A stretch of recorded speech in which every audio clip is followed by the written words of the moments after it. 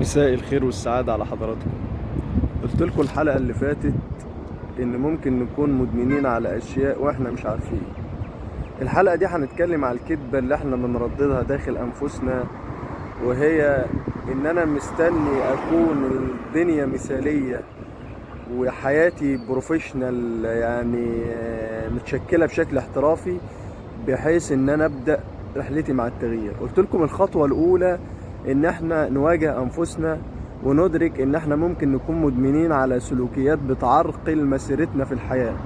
والكذبة اللي احنا بنكررها الحلقة دي بعنوان اكبر كذبة ممكن تكون بتكذبها على نفسك بدون وعي منك، لان هي بتيجي في شكل فكرة. بتقولك اصبر الاسبوع اللي جاي، اصبر لما حياتك تستقر، اصبر لما تسافر، اصبر. تأجيل تأجيل تأجيل عشان ما تبدأش رحلتك مع التغيير.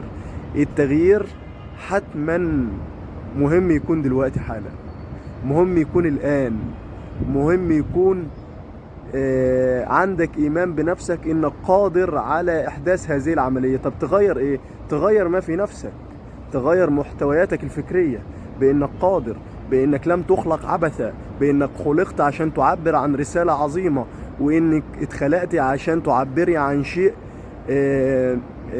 مبدع وشيء جميل. خلقتي عشان تلهمي، خلقتي عشان تؤثري، خلقتي عشان تبني نشء وجيل قادر على التعبير وعلى يعني التعبير عن الخالق في الحياة. فما تستناش لما الدنيا تبقى بروفيشنال، وما تستنيش لما الدنيا تبقى مثالية عشان تبدأ رحلتك مع التغيير. ابدأ دلوقتي، حط خطوات فعلية. بعد ما عرفنا ان احنا نواجه انفسنا، عرفنا ممكن نكون مدمنين على اشياء معينة، نبدأ ناخد خطوات عملية بان احنا بالفعل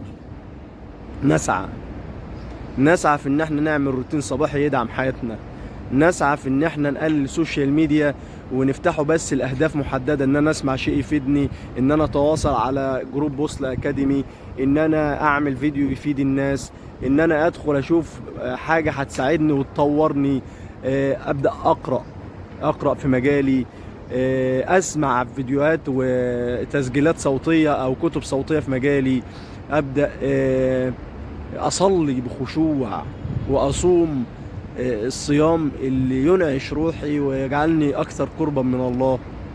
فما تستناش بكرة ولا الاسبوع الجاي، وما تسيبش عقلك يمشيك. في جملة قريتها في كتاب قوة الآن للكاتب إيكار تول، بيقول ممكن تبقى انت عبد لعقلك وانت تجهل ذلك. ازاي؟ بان عقلنا هو اللي يمشينا، يجيب لي فكرة امشي ورا الفكرة واعملها بدون وعي مني الفكرة دي هتوصلني لايه، وبالتالي باخد باسباب وبعمل افعال بتوصلني لنتائج انا مش حاببها، وبعد كده اقول ربنا ابتلاني.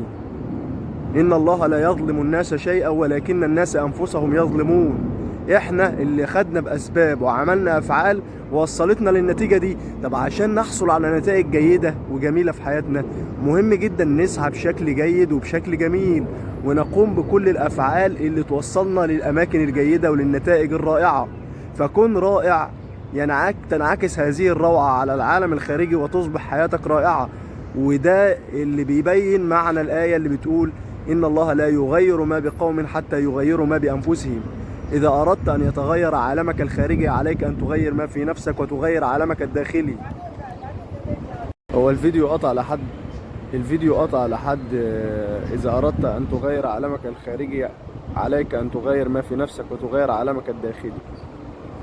وخد دي بقى وحطها حلقة في ودنك، وحطها كتذكار أمام عينك. إن الله لا يغير ما بقوم حتى يغيروا ما بأنفسهم.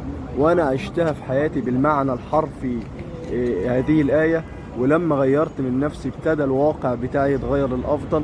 ابتديت أبقى منتعش أكتر، أبقى سعيد أكتر، أبقى باخد أكشن في أفعال بتحصل نتائج مفيدة ليا أكتر. أي نعم، زي باقي الناس أكيد عندي بعض السلوكيات والأفعال اللي بتوصلني لنتائج أنا مش حاببها، ولكن بشتغل على نفسي.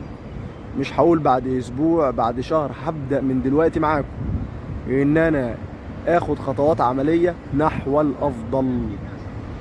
فانسف الكذبة اللي بتخليك تأجل وتسوف، وكن قائد على عقلك بإنك ما تبقاش عبد لعقلك وأنت تجهل ذلك. أنت القائد على هذا العقل، فمش كل فكرة تجيلك تمشي وراها. أنت اللي بتختار الافكار وبتختار تثبت انهي فكرة وتمشي وراها، او تقود الفكرة ذاتها لتحقيق النتيجة اللي انت بترجوها او الشيء اللي انت حابه. وربنا هيوفقك دايما طالما متواصل معاه، بتسعى في اشياء ايجابية بتنفع، بتخدم، بتلهم، بتوعي. فكن واثق ان ربنا معاك دايما، وهو معكم اينما كنتم.